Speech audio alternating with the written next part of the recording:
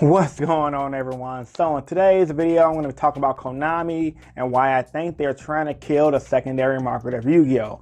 But before I get to the actual video, I'm going to take some time out and tell you guys about my giveaway I'm doing. And for you guys that do not know or are new to the channel because of this video, I am giving away this North American WCQ 2017 Spiral Playmat.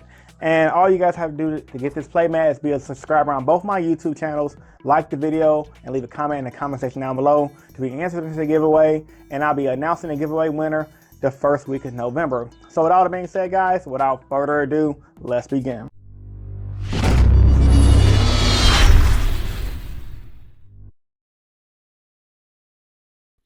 Alrighty guys, so after you guys enjoyed the video, make sure to hit the description down below and check out the Innovation Yu-Gi-Oh! Amazon page for all of your Yu-Gi-Oh! Needs.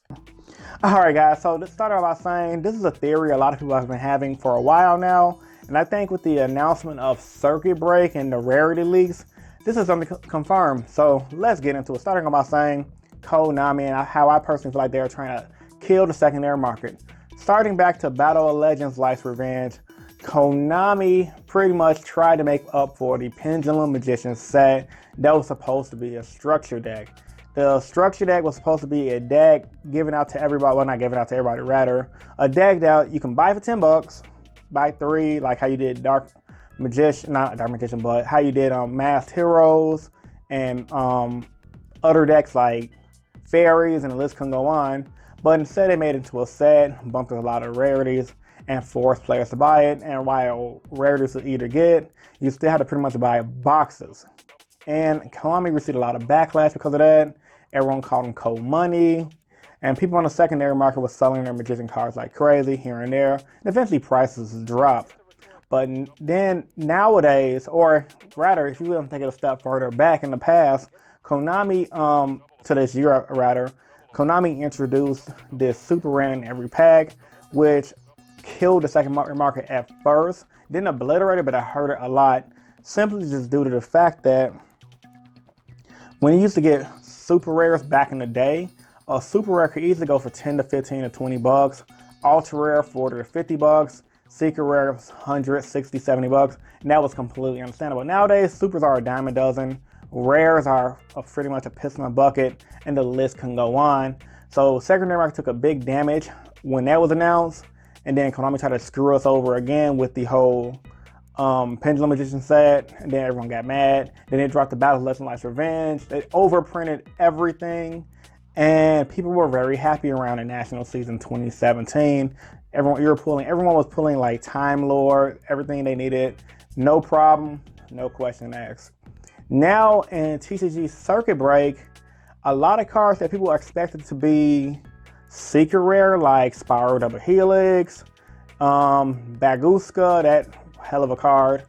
And I guess Struggling Battle was a secret, but I guess one of those guys had to be a secret. But the fact that we have Baguska and Double Helix as an ultra rare and super rare, that is pretty insane. And the reason why I say it's insane because it's unlike Konami to do so. It makes a lot of players happy, and it's going to put a lot of money into Konami's pocket simply due to the fact that picking up Baguska is probably going to be like a $2 to $3 card, maybe a $5 card, if that. If they get overprinted, like I'm thinking Konami will, it's going to be a buck, kind of like how Zodiac Whiptail was. And Spyral to Double Helix might be 20 to 30, depending on how easy it is to get in the pack because it's an ultra rare. And I'm very satisfied with this fact, simply due to the fact that I don't have to spend a F-ton of money on this game to play. And that's one of the biggest issues I've been having with Yu-Gi-Oh! For a long time now. And this is simply due to the fact that the game costs too fucking much. Like, why should someone have to spend $300 to $400 on a play set of cards just to play? And I'm talking about Ash Blossoms right now. I think it's insane, honestly. That's like some rich man type shit, and I ain't about that life right now. And the simplest due to the fact that, why? Because the secondary market bumped the price, and it's hard to get. And I understand, you know, people have money, people want to hoard stuff, people want to sell it, everyone might make a quick buck. I mean, we are in America. That's cool. That's really cool, and I am so happy everyone can make money. But for the guy who likes to play competitive Yu-Gi-Oh! Like me, but can't go to locals every week due to work, and can't go to every event due to work, so I can't travel as much as I want to, so I can't really justify spending $200 to $300 on 3 cards, not even a deck. Like, I don't mind paying $200 to $300 for a deck, But on 3 cars, that's insane. And it made a lot of people drop out of Yu-Gi-Oh! But with the current rarities and circuit break and the overprinting that Konami has been recently doing of a lot of the good cards, like some of the Zodiac cards and etc., I'm happy with what they're doing. And I think Konami's doing a great job at promoting their rarities. Like, yeah, we did get Ash Blossom as a secret rare. I mean, the card was bound to be a secret rare. It is too freaking good. But you know what, at the same time, we do have Ghost Reaper as a reprint. We do have Ghost Ogre as a reprint. Link Karibo is going to be a jump promo, and in Japan, that's a really popular card. And, you know, Konami could have boosted those up if they wanted to and added them to the set, but they didn't. So I'm very satisfied with what they're doing to the set. So before anyone make a video saying, should you buy Circuit Break, I'm telling you guys, buy Circuit Break, because it's going to be a really great set to pick up. I mean, Bagusa being a super rare, Double Helix being an ultra rare, that's enough for me to go ahead and buy a box and drop money. Now, like I said, I did mention Struggling Battle earlier in this video, so I'm going to get to that. Struggling Battle being a secret rare, it's justifiable. You can't have all your good cards being low rarities. And honestly speaking, good job Konami, because every good card is not going to be secret rare. So what does this mean for the future?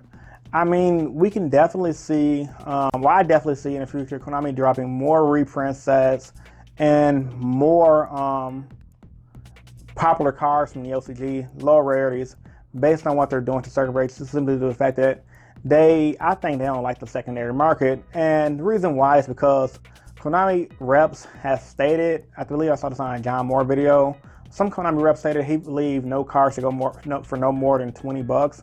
And honestly, I definitely agree with that. But you know, secondary markets do hurt these things. But with the constant reprints and the constant good cards that we're getting, Konami's going to definitely help us out. Now, does this hurt vendors? Does this hurt local shops? Especially shops like my locals who, while they do sell Yu-Gi-Oh, they sell other card games too. Of course it hurts them, simply just due to the fact that everyone's trying to make money of the certain product. But at the same time, once again, it does hurt the casual competitive player like me. It does hurt the casual players who want to play certain decks. And it does hurt the broke competitive player who don't have a lot of money. And honestly, let's just get the bug. Let's just get the, what they call it. Let's just throw the hat out of the bag right now. Let's just throw the, hold on, what's that? And also, let's just get this off my chest real quick. I absolutely hate the elitist fucks in this game who feel like, oh, if you don't got enough money to play Yu-Gi-Oh, you shouldn't play Yu-Gi-Oh. And I understand where it's coming from. If you ain't got enough money to play, sit your broke ass down at the table. But at the same time, it shouldn't be that way. I mean, it is a game for all intensive purposes, and games that cost less to play than Yu-Gi-Oh, like, I don't want to say Hearthstone, I don't know how that game works, but I'm just going to say Hearthstone because it's too that expensive. Pokemon's not that expensive. Magic is expensive, but you can win millions of dollars playing Magic, or hundreds of thousands, or even 30,000. So that's justifiable. Yu-Gi-Oh, what you're winning doesn't justify the price tag of cards.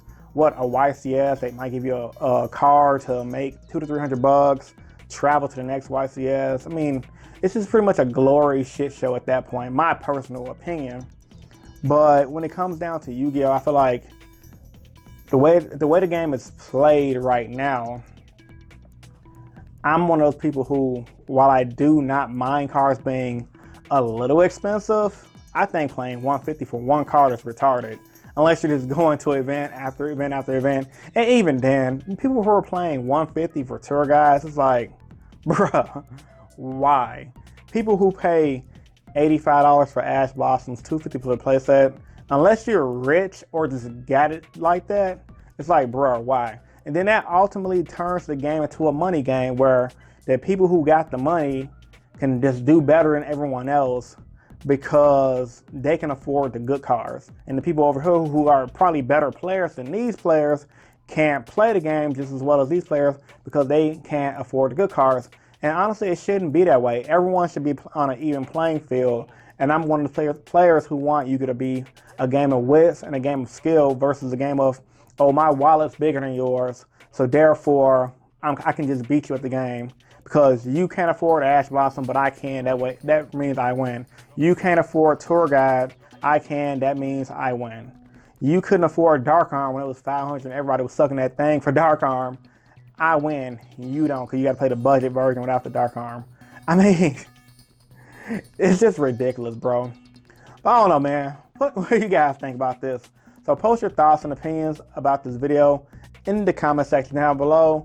Has Yu-Gi-Oh gotten too expensive? Do you guys think Konami is attacking the secondary market? I don't know. Me personally, I think they are. And I think they're doing it for a good reason. And I'm saying thank you, Konami.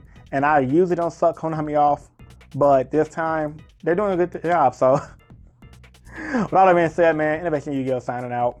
Peace.